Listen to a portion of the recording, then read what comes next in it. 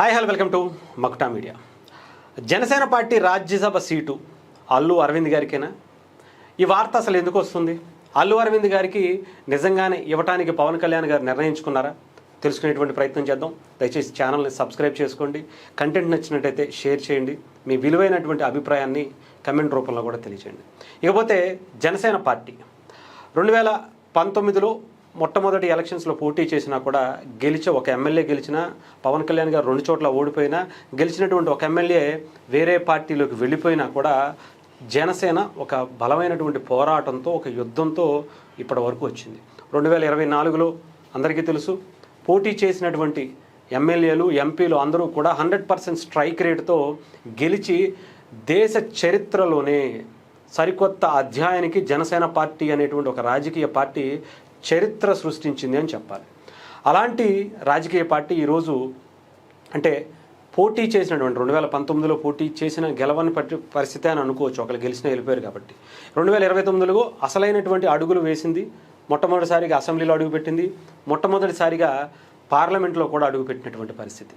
ఆ తర్వాత చట్టసభల్లో పూర్తిగా ఇప్పుడు ఈ రాజ్యసభతో పూర్తి స్థాయి రాజకీయ పార్టీగా అన్ని చట్టసభల్లో అడుగుపెట్టినటువంటి ఒక చరిత్ర జనసేన పార్టీ సొంతం చేసుకోబోతుంది. అలాంటి పెద్దల సభకు ఇప్పటికే ఎమ్మెల్సీలకి 2 ఉన్నారు. ఒకటి నాగబాబు గారు, 2 హరిప్రసాద్ గారు మనందరికీ తెలుసు. ఈ ఎంపీగా ఇప్పుడు రాజ్యసభకు కూడా, ఎందుకంటే దేశం మొత్తం కూడా రాజ్యసభ నుంచి వెళుతున్నటువంటి వ్యక్తి ఎవరు అనేది ఆసక్తికరంగా చూస్తారు. చాలా ఇంపాక్ట్ కూడా ఆ రాజ్యసభ నుంచి ఒక రాజ్యసభ సభ్యుడిగా చాలా ఇంపాక్ట్ క్రియేట్ చేసేటువంటి ఒక గొప్ప అవకాశం కూడా దొరుకుతుంది. మరి అలాంటి రిప్రజెంట్ చేసేటువంటి వ్యక్తి జనసేన పార్టీ నుంచి ఎవరు? ఇది చాలా ఆసక్తికరంగా ఆలోచిస్తున్నటువంటి ప్రస్తుతం. గతంలో మనకి పార్టీ అధికారంలోకి రాగానే రాజ్యసభ సీట్లు ఎవరికి ఇస్తారు అనుకోగానే కొంతమంది నాగబాబు గారి పేరు చాలా బలంగా వినిపించింది. ఆయనకే సీటు ఇస్తారు, ఆయన రాజ్యసభకు పంపించి కేంద్ర మంత్రిగా కూడా చేస్తారనేటువంటి మాటలు చాలా వినిపించాయి. కానీ అనూహ్యంగా ఆయన్ని ఎమ్మెల్సీకి పంపించడం జరిగింది. ఆ తర్వాత ఎమ్మెల్సీగా, ఆ తర్వాత రాష్ట్ర మంత్రివర్గంలో కూడా తీసుకుంటారని స్వయాన చంద్రబాబు నాయుడు గారు కూడా అనౌన్స్ చేశారు. మరి ఎందుకని నాగబాబు గారికి పక్కన పెట్టారు అంటే అందరికీ తెలిసింది. అప్పట్లో కొన్ని విమర్శలు వచ్చాయి. నాగబాబు గారికి నాగబాబు గారు ఒక జనసేన పార్టీ నాయకుడిగా కన్నా, ముఖ్యంగా పవన్ కళ్యాణ్ గారి అన్నగా కన్నా చాలా గొప్పగా పనిచేశారు. నాగబాబు గారిని నార్మల్గా అంటే ఒక జనసేన ఒక నాయకుడిగానే లేదా ఒక కార్యకర్తగానే చూడాలి తప్ప పవన్ కళ్యాణ్ గారి సోదరుడిగా లేదంటే ఆయన కుటుంబ సభ్యుడిగా ఆయన నాకు తెలిసి ఎప్పుడూ ఫీల్ అవ్వాలి. చెప్పాలంటే ఆయన ప్రాణం పెట్టి పవన్ కళ్యాణ్ గారి జనసేన పార్టీ గెలుపులో చాలా కీలక పాత్ర వహించారు. ముఖ్యంగా పిఠాపురంలో అయితే ఆయన పాత్ర అసలు లేకుండా ఉంటే అనేటువంటి మాట ఆలోచించుకుంటేనే చాలా భయంకరంగా ఉంటుంది. పిఠాపురంలో అన్ని క్షుద్ర శక్తులు అన్ని రకాలుగా అక్కడ ఒక వార్డుకి ప్రతి గల్లీకి నీచమైనటువంటి రాజకీయాలకు ప్రలోభాలకు పెడుతున్నటువంటి ఆ టైంలో ఆయన అక్కడే ఉండి ఆయన కుటుంబం అందరూ కూడా అక్కడ బలంగా నిలబడి చాలా ఇంపాక్ట్ చూపించారు. ఆయన లేకపోతే పిఠాపురంలో అనేటువంటి దానికి ఆలోచించుకోవడం కూడా కష్టమే, ఎందుకంటే స్వయంగా నాకు బాగా తెలుసు కాబట్టి. అలాంటిది ఆయన ఎమ్మెల్సీగా ఇచ్చిన తర్వాత కొంతమంది కావాలని అదిగో అన్నకి ఇచ్చేశారు, ఇంకేముంది, ఇది మొత్తం అంతా కట్టబెట్టేస్తున్నారు, మొత్తం అంతా ఒకే సామాజిక వర్గానికి మంత్రి పదవులు కూడా ఇచ్చేస్తున్నారని అంటే, ఆయన మంత్రి పదవి ఇస్తారని అనౌన్స్ చేసినప్పుడు కూడా కావాలనే పవన్ కళ్యాణ్ గారు ఆపినట్టుగా మనందరికీ తెలుసు. పవన్ కళ్యాణ్ గారు 2-3 సందర్భాల్లో స్వయంగా చెప్పారు కూడా. సో ఆ తర్వాత అక్కడితో అది ఫుల్ స్టాప్ అయిపోయింది. ఆయన కూడా ఎమ్మెల్సీకే పరిమితం అయ్యారు. జనసేన పార్టీ ఇప్పటికీ ఉత్తరాంధ్రలో చాలా బలంగా వేగంగా నిర్మాణం జరుగుతున్నటువంటి దాంట్లో ఆయన పాత్ర చాలా గొప్పదనే చెప్పొచ్చు నాగబాబు గారిది. సో ఇక్కడ తెరదించుకుంటే మిగతా విషయాలకు సంబంధించి ఇప్పుడు అల్లు అరవింద్ గారిది ఎందుకు తీసుకొస్తున్నారు అంటే, ఇలా ఒకే సామాజిక వర్గానికి సంబంధించి ఇలా పవన్ కళ్యాణ్ గారు ఇచ్చేస్తారు, ఇంకా వేరే వాళ్ళకి ఇవ్వరు, వాళ్ళ కుటుంబ సభ్యులకి అన్ని పదవులు కట్టబెట్టేస్తారు అని అందరిలో కూడా విమర్శలు చేయటానికి ఇలా కొంతమంది కుట్రపూరితంగా అల్లు అరవింద్ గారి పేరుని తీసుకొచ్చారు తప్ప ఇక్కడ అసలు ఎక్కడా కూడా అల్లు అరవింద్ గారి పేరు చర్చకు కూడా లేదు, రాలేదు కూడా. కానీ కావాలని ఇక్కడ కొంతమంది కుట్రపూరితంగా పవన్ కళ్యాణ్ గారు జనసేన పార్టీలో అల్లు అరవింద్ గారికి రాజ్యసభ సీట్ ఇచ్చి ఆయన రాజ్యసభకు పంపిస్తారు అనేటువంటి మాటలు కావాలని స్ప్రెడ్ చేస్తున్నట్టుగా మనకు వస్తున్నటువంటి వార్త అయితే ఉంది. ఎందుకంటే ఎక్కడా కూడా పవన్ కళ్యాణ్ గారు అలాంటి ఆలోచన ఎప్పుడూ చేయలేదు. ఎందుకంటే ఇప్పుడు వస్తున్నటువంటి నాగబాబు గారికి ఇస్తేనే కొంతమంది కావాలనే ఆయన మీద బురద జల్లాలనేటువంటి ప్రయత్నం చేశారు. ఇప్పుడు అల్లు అరవింద్ గారు తీసుకుంటే ఎలా చేస్తారో ఏం చేస్తారో అందరికీ తెలుసు. అలాగే ఇంకొక పేరు చాలా బలంగా వినపడుతుంది రాజ్యసభకు సంబంధించి. గతంలో చిరంజీవి గారి పేరు కూడా చాలామంది తీసుకొచ్చారు ఇలాగే కావాలనే దురుద్దేశంతో పవన్ కళ్యాణ్ గారికి జనసేన పార్టీకి బ్యాడ్ నేమ్ తీసుకురావాలని. అలాగే పవన్ కళ్యాణ్ గారు మాత్రం మరి ఎవరి వైపు చూస్తున్నారు అంటే ముఖ్యంగా లింగమనేని రమేష్. జనసేన పార్టీకి మొదటి నుంచి పవన్ కళ్యాణ్ గారు పార్టీ పెట్టినప్పటి నుంచి ఈరోజు ఆయన ఈ పరిస్థితికి రావడం వరకు కూడా చాలా విషయాల్లో చాలా బలంగా నిలబడ్డారు. ఈవెన్ మంగళగిరి పార్టీ ఆఫీస్కి సంబంధించి స్థలం ఆయనే ఇచ్చారు అని చెప్పి కొన్నారా, లేదంటే ఎలా ఇచ్చారు అనేది వాళ్ళిద్దరి మధ్య ఉండేటువంటి ఒక అండర్స్టాండింగ్, వాళ్ళిద్దరి మధ్య ఉండేటువంటి ఒక స్నేహం, దానికి సంబంధించి చాలా విషయాల్లో పార్టీకి సంబంధించినటువంటి నిర్మాణాల్లో కావచ్చు అనేక ఇష్యూస్లో చాలా చేదోడు వాదోడుగా పవన్ కళ్యాణ్ గారికి అనేక అండదండగా ఉండేటువంటి వ్యక్తిగా ఉన్నారు. చాలా బలంగా ఆయన రాజకీయంగా ఎదిగేటువంటి దాంట్లో ఆయన సహకారం ఉంది అనేటువంటిది చాలామంది చెబుతున్నటువంటి మాట. ఆయన పేరు చాలా ప్రథమంగా వినిపించింది.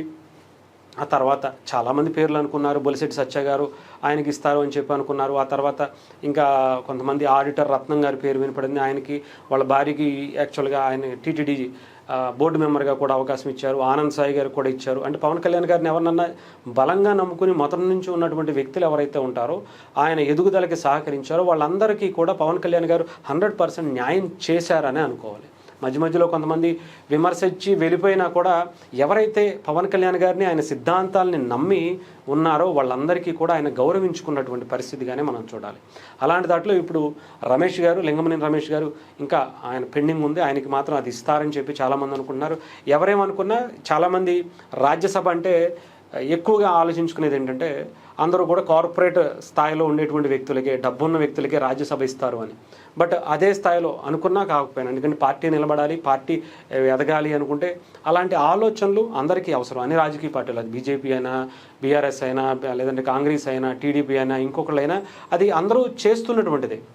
సిపిఎం పార్టీలతో సహా ప్రత్యేకించి ఎవరో కానీ చెప్పాల్సినంత అవసరం లేదు. అందరూ కూడా అదే బాటలో వెళ్తున్నారు. మరి పవన్ కళ్యాణ్ గారు కూడా అదే బాటలో వెళ్తారా లేదా అనేది చూడాలి. ఇంకొక పేరు అనూహ్యంగా వినపడుతుంది ఏంటంటే రాజేందర్ సింగ్ గారు. రాజేందర్ సింగ్ గారు వాటర్ మ్యాన్ ఇండియా అని చెప్పి, వాటర్ మ్యాన్ ఆఫ్ ఇండియా అని చెప్పి ఆయన చెప్తూ ఉంటారు. ఎందుకంటే ఇండియాలో ఉండేటువంటి నదులు భారతదేశానికి చాలా గొప్ప అరుదైనటువంటి అవకాశం. అలాంటి ఆ నదుల సంరక్షణ కోసం ఒక యుద్ధమే చేస్తూ ఆయన జీవితాన్ని దానికోసం పణంగా పెట్టి ఆ జీవితం అంతా కూడా దానికోసం దారపోస్తున్నటువంటి వ్యక్తి. గంగానది కాలుష్యానికి సంబంధించినటువంటి ఆ పోరాటం కావచ్చు, అనేక కృష్ణ, గోదావరి, యమునా నదికి సంబంధించినటువంటివి, ఇవన్నింటిలో కూడా ఆయన పాత్ర చాలా గొప్పది. అలాంటి ఆయనకి ఇస్తే బాగుంటుంది. ఎందుకంటే జనసేన సిద్ధాంతాల్లో కూడా మన నుడిని మన నది అంటే పర్యావరణానికి సంబంధించినటువంటి ఆ సిద్ధాంతాన్ని కూడా జనసేన పార్టీలో రాజేంద్ర సింగ్ గారు అలాగే బొలిశెట్టి సత్య గారు ఇద్దరి సారథ్యంలో ఆ సిద్ధాంతాన్ని కూడా ఏర్పాటు చేసుకున్నారు. బొలిశెట్టి సత్య గారు ఇప్పుడు పార్టీకి దూరం అయ్యి పవన్ కళ్యాణ్ గారు ఏదైతే పవన్ కళ్యాణ్ గారు చాలా బలంగా నమ్మేటువంటి వ్యక్తులు బొలిశెట్టి సత్య గారు, ఆయన ఇప్పుడు పవన్ కళ్యాణ్ గారి మీద ఒక యుద్ధం చేస్తున్నటువంటి పరిస్థితి. ఎందుకంటే ఇది ఒక అనివార్య కారణాల వల్ల ఆయన పవన్ కళ్యాణ్ గారు గతంలో ఈవెన్ చాలా కాలుష్యానికి సంబంధించి కేసులు వేసుకుంటూ వచ్చారు. అది టీడీపీ, అంతకుముందు కాంగ్రెస్ పార్టీ, ఇప్పటి వరకు కూడా. సో అవన్నిటికీ సంబంధించి కూడా పవన్ కళ్యాణ్ గారు అదే శాఖకు సంబంధించి మంత్రిగా ఉన్నారు. పర్యావరణానికి, అలాగే సైన్స్ అండ్ టెక్నాలజీ, అలాగే ముఖ్యంగా అటవీ శాఖకి సంబంధించి కూడా పవన్ కళ్యాణ్ గారు మంత్రిగా ఉండటం, ఆయన దాని మీద పోరాటం. మరి ఇప్పుడు రాజేందర్ సింగ్ గారు కూడా అటు బొలిశెట్టి సత్య గారి భావజాలం లాంటి వ్యక్తే. మరి రాజ్యసభకు పంపిస్తే చాలా ఇంపాక్ట్ చూపించగలుగుతారు. బట్ కొంతమంది ఏమంటారు, కొన్ని కాంప్రమైజ్ అవ్వాలి. ఎందుకంటే బీజేపీ పార్టీ కలిసి ఉంది, టీడీపీ కలిసి ఉంది, మిగతా పార్టీలు కలిసి ఉన్నాయి. వాళ్ళ మీదే ఇప్పుడు రాజేందర్ సింగ్ గారికి చాలా వరకు కొన్ని కేసులు గతంలో వేసినా ఇప్పుడు ఉండేటువంటి అధికారంలో ఉండేటువంటి బీజేపీ, టీడీపీ, మిగతా పార్టీలతో ఉండేటువంటి వాళ్ళతో పోరాడేటువంటి అవకాశం ఉంది. మరి ఇప్పుడు ఆయనకి ఇస్తే కనుక ఆయన కాంప్రమైజ్ అవుతారా లేదా? ఆయన కాంప్రమైజ్ అవ్వకపోతే టీడీపీకి లేదంటే బీజేపీకి కొన్ని మిత్రపక్షాలకు ఇబ్బంది అయ్యేటువంటి పరిస్థితులు ఉంటాయి మిగతా రాష్ట్రాల్లో కూడా. మరి అవన్నీ ఆలోచించి ఏమన్నా మరి ఆయన కాంప్రమైజ్ అవుతారా? పర్యావరణానికి సంబంధించి ఆయన వెనుకడుగేసేటువంటి వ్యక్తిత్వం కూడా కాదు. ఎందుకంటే పవన్ కళ్యాణ్ గారు ఆయనకి ఉండేటువంటి సాన్నిహిత్యం ఇప్పటిది కాదు.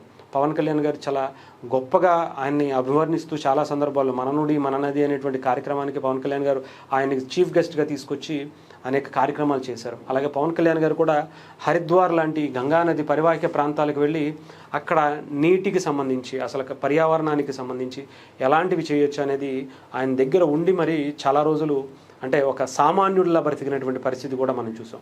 మరి ఎవరికి న్యాయం చేస్తారు, ఎవరికి ఆయన ఈ అవకాశాన్ని ఇస్తారు అనేది కూడా చూడాలి. ఇంకా మిగతా వారిని పేర్లు అన్నీ కూడా 100% పుకార్లే.